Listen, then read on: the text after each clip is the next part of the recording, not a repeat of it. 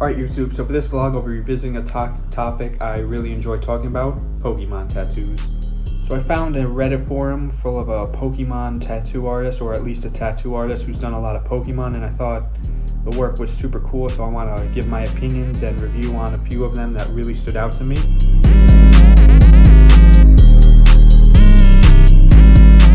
Starting with Pokemon number 1, Ampharos, who in my opinion is one of the cutest and badass Pokemon simultaneously combined, which is a super cool combo. I really like the way he drew the galactic background around Ampharos, as well as the little light bleaking out, which I think is super cool. I think it gives like sort of a space galactic vibe to Ampharos, which I think is super creative because I never really thought of Ampharos as like a galactic Pokemon, but like I said, I think Ampharos is a perfect combination of a cool and badass Pokemon, and this artwork piece certainly accentuates that.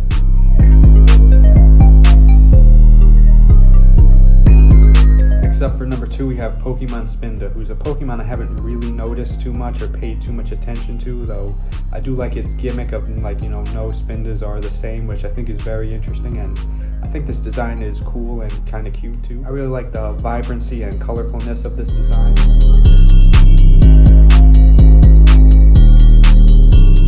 Pokemon number 3 on this list might be my favorite one on this list, at least of the artwork pieces, and that's Eevee, which shiny Eevee's already so cool. I love the silver color of shiny Eevee, and this blue shiny metallic color looks even cooler. It's kind of like Vaporeon, but even more badass.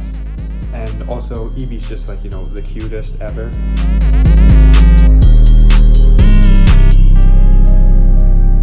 And for entry number 4, we have Shroomish, who is super funny and cool and cute, which this design definitely works well. I really like the background behind Shroomish, but what I love about all else is Shroomish's facial expression. I think it's just so funny. And as I was writing the little script for this vlog, I realized the more I looked at this Shroomish artwork piece, the cooler it got.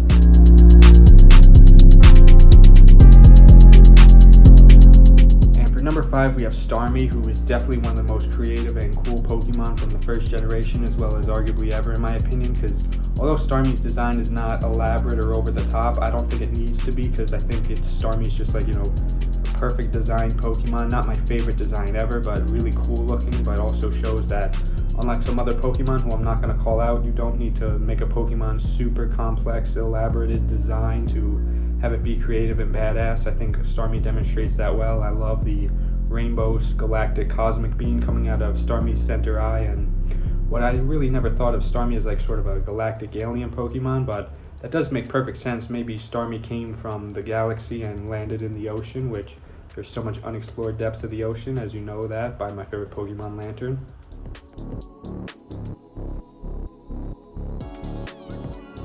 Alright, for number 7 we have Sandshrew lifting dumbbells, and I just have 2 words to say about this: hell yeah.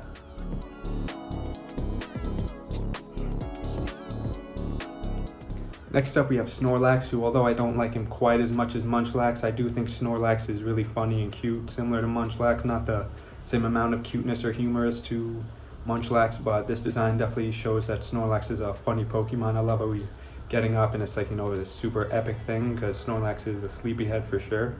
But as we know in the games, when Snorlax wakes up, he's a powerhouse of a Pokemon.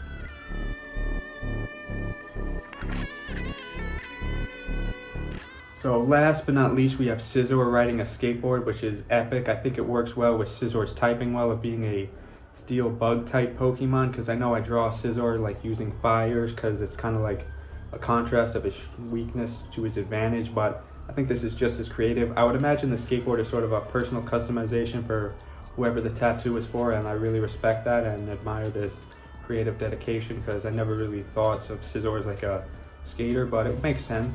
Of course, I like how the Scizor riding the skateboard doesn't look too different from the normal Scizor, just because, Scizor is such a great, cool looking Pokemon that there's no need to make dramatic changes to him, in my opinion. So this has been another Pokemon Tattoo Reddit vlog reaction, or review rather, so I really enjoyed all these Pokemon pieces, and I look forward to reacting to more Pokemon tattoos. But until then, thank you all so much for watching. Stay for more soon. Goodbye.